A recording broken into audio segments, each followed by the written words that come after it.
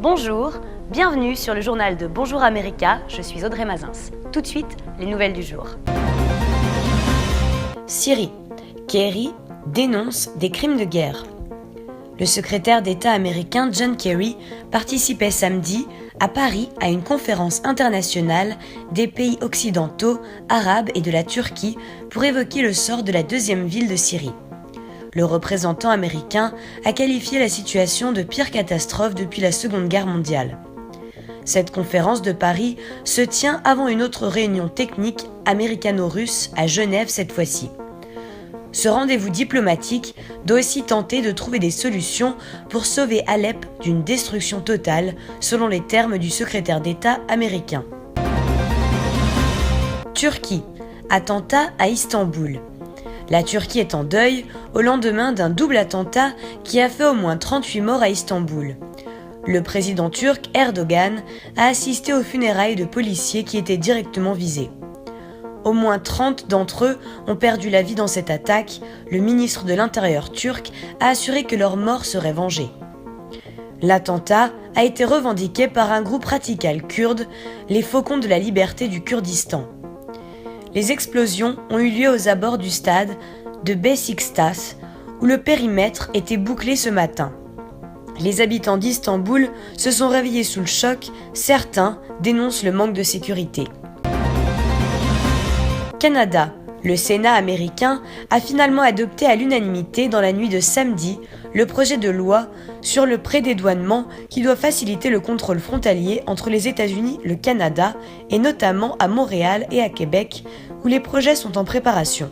Actuellement, les États-Unis ont des postes de prédédouanement dans 15 aéroports de 6 pays. Au Canada, le pré-contrôle américain des voyageurs aériens à destination des États-Unis s'effectue dans 8 aéroports. Vancouver, Calgary, Edmonton, Winnipeg, Toronto Pearson, Ottawa, Montréal et Halifax. Le Premier ministre Trudeau avait annoncé que le président Obama et lui souhaitaient des frontières à la fois plus ouvertes et plus sécuritaires et prévoyaient d'étendre le prédédouanement à l'aéroport Billy Bishop de Toronto et l'aéroport international Jean-Lesage de Québec, ainsi qu'aux services ferroviaires à Montréal et à Vancouver. États-Unis. La Russie a tenté d'aider Trump. Selon une nouvelle enquête de la CIA, dont fait écho le Washington Post, Moscou aurait interféré via des intermédiaires dans la présidentielle américaine pour aider le candidat républicain à gagner.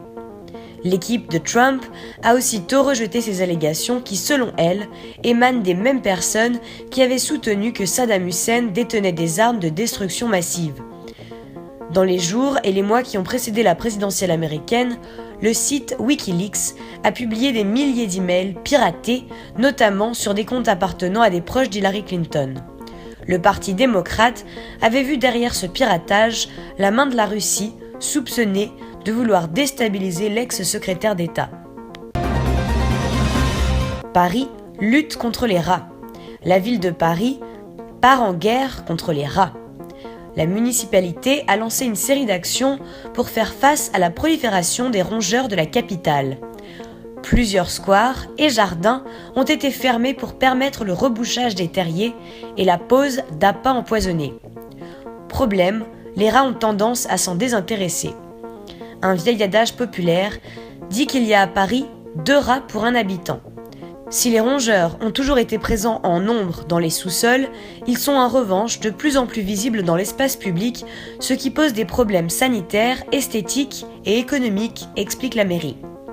D'où la nécessité de réguler leur population. Merci d'avoir suivi le journal de Bonjour America. Je vous retrouve demain dans le journal.